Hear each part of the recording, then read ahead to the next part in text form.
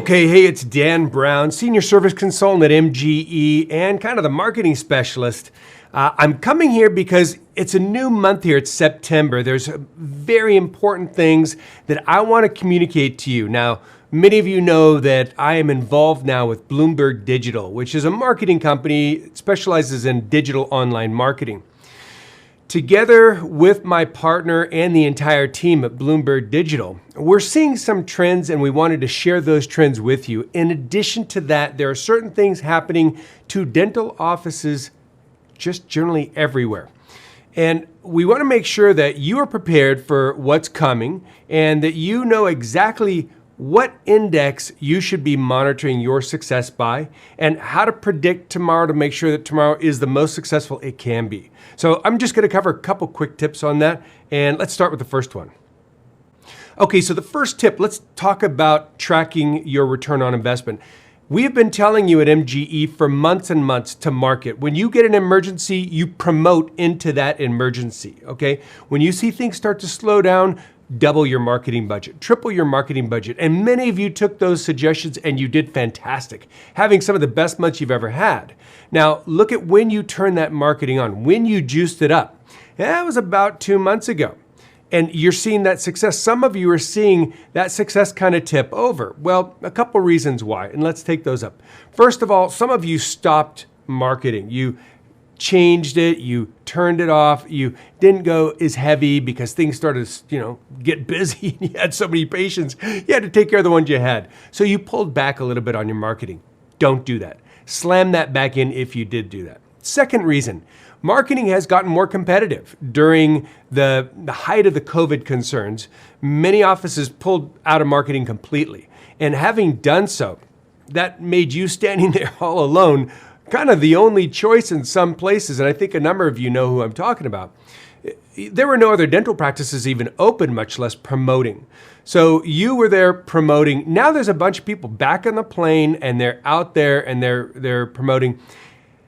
And I'm going to actually add this as a part of the second point.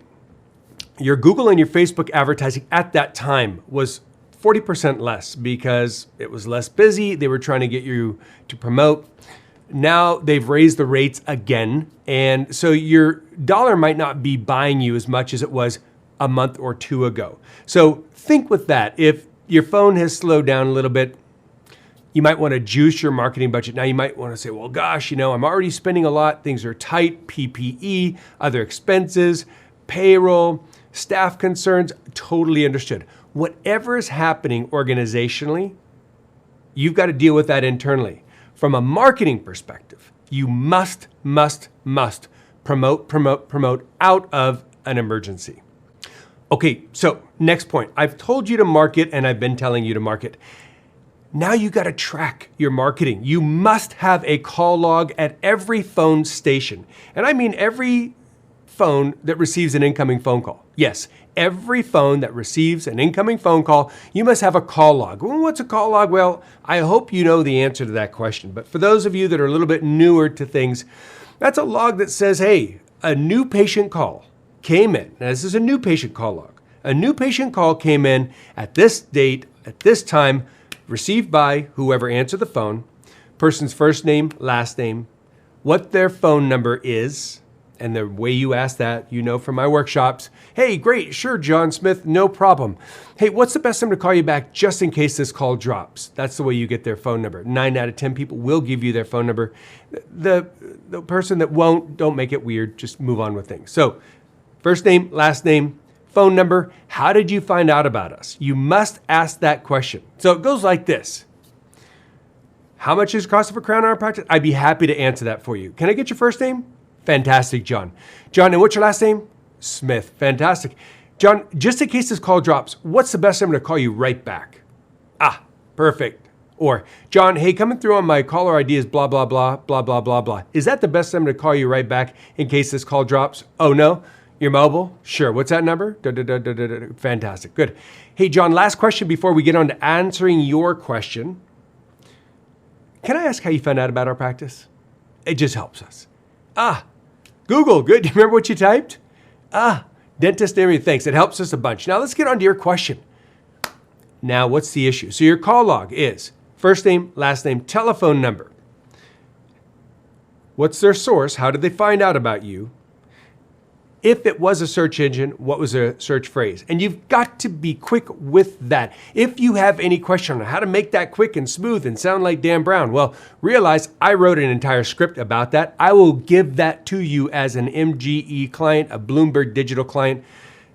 Just as a friend of mine, I'll give you that script. And you get everybody who ever answers the phone in any case, like the busiest case. You've got a sterilizer in the back and she's the 5th person in the row to pick up the phone. Get her to absolutely do what I'm about to tell you. And what am I about to tell you? I'm about to tell you to drill that script. My script. You're never going to read a script live on the phone with somebody. Oh, thank you. And what is the best number to call you back just in case the call drops? You never do that. No. 15 minutes every morning. Anybody who answers the phone, you have them drill this. One person is the receptionist person. One person is the pretended patient. And once they've done it, then they switch it around and they drill exactly word for word that script. After 2 or 3 weeks, you will have a crackerjack team of people who answer the phone. At the end of the week, you take this new patient call log. You gather it up from every phone station. You staple those sheets together. Say you have 5 phone stations where a phone call could come in, and that phone call gets logged. So there is a log there. Well, you get those 5 sheets, you collect them up, you staple them, you hole punch them, you put it in a binder, and then you analyze. Where are people coming in from? What's making the phone ring? Oh, we got 5 referrals. We got 3 people coming in off Google. We got 2 people coming in off Facebook, and we got 4 people coming in off our postcard. Good. You have just done a marketing analysis. You know where to put your money. You know what to do to increase your marketing result. If you don't have that new patient call log, you are flying blind. If you're just waiting for the people who come in because they schedule an appointment, well, you're not catching the people that didn't schedule. So that call log is also going to tell you one more key thing. How many people called that you didn't convert into a scheduled call? And then we can analyze that and find out, wow, why didn't we schedule that person? Well, we didn't schedule that person because maybe that's not the person we want in this practice. It was a Medicaid patient, or it was somebody who's calling from Atlanta, Georgia. Okay, let's get that data and give that to the marketing company who's handling that account or that channel, that marketing channel, whether it's your Google, your Facebook, your postcards, whatever, and see if they can find out why that would have happened and twist and turn your campaign appropriately. Get a call log in place, use it. If you find out that you're just not converting people and it doesn't make any sense, well, then you see you have call tracking and you have call recording. And if you don't, you should. If you have Weave, you have call recording. If you have Bloomberg Digital, you have call tracking and call recording. So that means every phone call that comes into the practice through one of your marketing channel telephone numbers is being recorded. Listen to it. And if you don't have that in place, put it in place. You want to know where the phone calls are coming from, and then you want to listen to how your team is handling it. And if they need some correction, you don't fire them, you don't beat them up. No, you correct them. Now, if they don't correct after you've attempted to correct them, then you've got other things you need to do. Never are you going to beat them. You know that. But give them a chance, get them trained, train them on that script, find out what they might be doing wrong or who's calling in and what's happening on that phone call. I hope this is helping. This is a vital one. You must get this in place. New patient call log. Okay, now the next point. I keep hearing this. Oh, well, we turned on Google and now we're getting phone calls from Atlanta and we're in Florida, or now we're getting phone calls from Hawaii and we're in Oregon, or we're getting somebody who's calling asking if we deliver our pizzas, and we get another. And yes, that's going to happen. Okay, here's what happens in a Google marketing or a Facebook marketing campaign. You turn it on. All of a sudden, you get a bunch of phone calls. Now, 5, 10, 15 of them might be trash. Wrong patient, wrong area, wrong industry. Do you guys serve anchovies on your pizzas? All right, that isn't our target public. So get that data back to the marketing company. But then what happens is 7 of them call in and they are our target public. 3 of them make appointments. 2 of them end up paying for treatment, equivalent of $4,000 to $5,000. You have just paid for your campaign. your first target in the first 2 months of a pay-per-click campaign, whether it's pay-per-click with Google or pay-per-click with Facebook, is you want to break even. You want to break even. So if it's costing you a few $1,000s to do the campaign, you want to make sure that you're getting a few $1,000s. That should be by month 2. If you're lucky, month 3 for certain, you want to be making that $3,000. Month 3, 4, 5, you want to be doubling and tripling your return on investment. So if you're spending $3,000 in a channel for Google, Facebook, and that's collective. That's between the management company who's handling the account, the Google ads or the Facebook ads, and the Google budget, the actual dollars for your marketing budget that's going to Google. Take that collective amount. You want to make that a 3x or to a 5x multiple, okay? So that means you're investing $3,000. By month 3, 4, 5, you want to be at $9,000 to $15,000. As you start to see that, now you're going to reinvest. You're going to put that money and you're going to put more money into Google and increase your marketing budget even more. And you should see a commensurate result. And if you don't see a commensurate result, then you back down your budget until you see where you're making sure you're getting that 3 to 5x multiple. I don't want you to freak out, and I don't want your staff to freak out. Well, we keep getting calls from Louisiana. Good. Tell your marketing company all about that. But don't resist the fact that, out of 50 calls, it might only be 15 that are your public and that you actually end up creating a schedule for. And maybe only 12 of them actually show up. And maybe only 5 or 6 of them have decent sized treatment plans. But boy, if they've a decent sized treatment plan of $3,000 to $5,000, $8,000, now you can see where this works. You've got to market. You've got to not be resistant of the noise that might come along when you market. You send out a postcard, somebody calls in, where'd you get my address? I have no idea who you are and how you use. This is a violation of law. And okay, good. That's going to happen. Do we stop marketing? No. We apologize completely to this person. We say, we're going to take you off the list right now. We are so apologetic for that. And if they're a real stinker, then send them a voucher for a $25 gift card for Visa or something and some flowers. Oh, my wife died a long time ago and I get really upset when you call here and ask for her. And I understand that. Great. Send them some flowers. Tell them we're really sorry to hear that and take them off the list. Okay, another point I'm going to take up on marketing. You have to apply look, don't listen. You, as an owner, have a responsibility of A, getting the marketing done, and then B, seeing that it's executed. Now, seeing that it's executed is seeing that it's executed by the company. If it's a postcard campaign, that they're in fact sending it out and it's hitting with result, but also getting it executed, meaning your front desk staff and anybody connected with your marketing are grooved in on how to handle the inflow that should come after the outflow. You outflow, you should see that campaign hitting in a short period of time. If it's a postcard or direct mail campaign, at about 6 weeks, you should see that inflow. Google campaign, month 1, maybe, month 2, some, month 3, definitely. So, it's going to be 2 to 3 months before you're seeing this campaign really, really hit.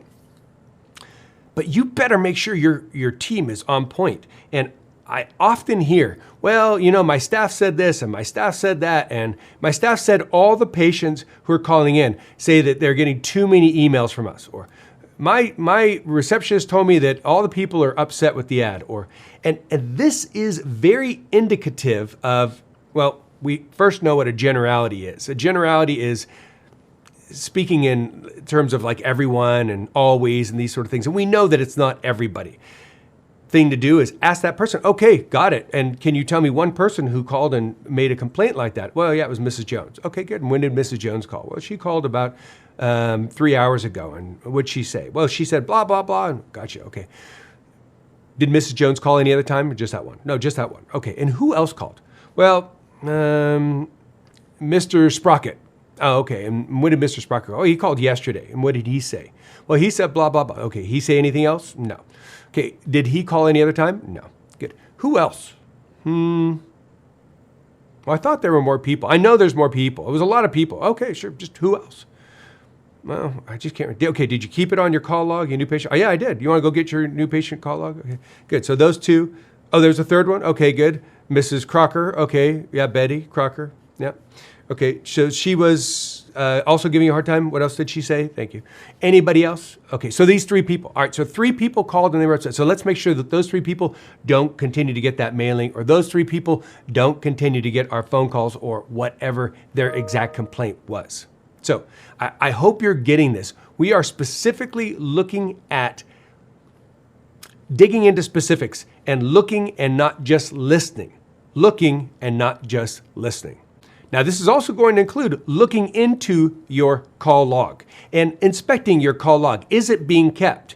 Is it being kept? Is it complete? Are the people who are appointing arriving? What is the ratio of the number of calls that come in to the number of converted scheduled, to the number of scheduled to the number who arrived?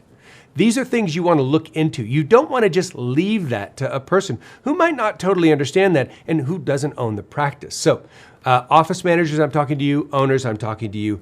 Look, don't listen.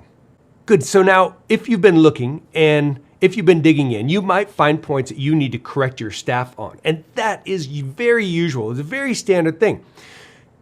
That's why you have DDS Success. DDS Success is not going to be the person who is me or you standing over them and correcting them on each and every little thing. You're a very expensive training officer. I want you to investigate things when things don't go well and find the reason behind it, or find out how to fortify and reinforce things that are going well.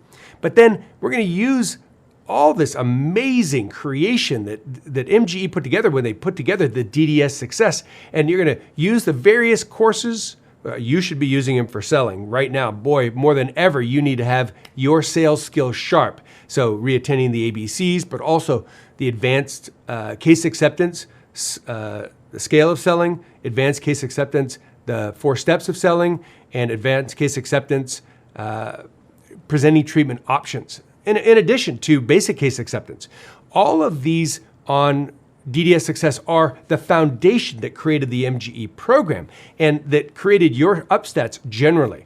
Now, we've got additional training on the receptionist course, amazing, and the schedule coordinator course, both of which tell us how to deal with phone calls. Actually, the schedule coordinator course more than any of the others. So you've got that, you've got the phone skills, all of these. And if you're a Bloomberg Digital client, reach out to Amy from Bloomberg Digital. She'll help and give you the correction program. She'll also be doing mystery calls to help you find if your staff are doing a good job on the front desk. So use DDS Success and use your Power Client Manager. Use me, whatever correction you need. Let's get the correction in place with the people who need to be corrected so your team is sharp and they're actually on the ball. They're willing, they want to do a great job. They're there for you and they don't like to not do well. So let's help them do great. Okay, and then the last point I really want to take up is the handling of no-shows and cancellations. If you have people calling in and scheduling and then they cancel or they don't show, the DDS Success videos concerning no-shows and cancellations must be applied and must be applied very stringently. These videos can save you thousands and thousands of dollars, not to mention the countless hours that cancellations and no-shows cost you, how expensive that is to the practice, etc. So if you are getting a significant number of I'm not even going to say a significant number of cancellations. I'm going to say any cancellations, any no-shows, you need to make sure your staff who are handling those are handling them exactly per the schedule coordinator course. And I'm going to go ahead and see if I can put some of these links or descriptions here so that you can have an easy access. But bottom line is you go into DDS Success, go into the schedule coordinator course, go down the various lessons, and you'll see handling no-shows and handling cancellations. You know, Carla Deselic just took that thing down and made it super simple. Now, watching Carla, she's a professional, so she makes it look really easy. Go ahead and make sure your staff are drilling that. You want to stand over them. Okay, you're the patient, you're the schedule coordinator. Now you're the schedule coordinator and you're the patient. Switch it around and really get them to understand and do that smoothly and proficiently so that they sound like the professionals they really want to be and that you know they should be. And listen, that kind of wraps it up for me. This has actually taken a little bit longer than I expected, so I'm sorry if that took a long time, but hopefully you're able to just listen to this on your way to work and, or catch a quick view of this, in all your free time. which I know when you guys answer my emails, it's somewhere between 4 and 5 a.m. and then somewhere between midnight and 2 a.m. Listen, you have busy schedules, busy lives, but you're doing great. You're making it through this COVID mess. You will be standing at the end of this. If you follow our direction, we're here for you. We want to see you expand. If there's anything you need, reach out to me, danb@mgeonline.com. I'm here for you. You know the rest of the team is here for you. And standing by if there's anything you want to go over. Yeah, and go ahead and drop some comments in or send me an email if there's anything else you want me to cover from a marketing standpoint. Until the next video, have a great month. This is September. Get ready for October, November. It's coming. You want to be right now outflowing like mad because it's about 6 months ago that we shut down, and 6 months plus, or not six, about 4 months ago, 5 months ago. So October's coming, November's coming. You want to be ready for that, and that's promotion. Go to it. I'm here if you need.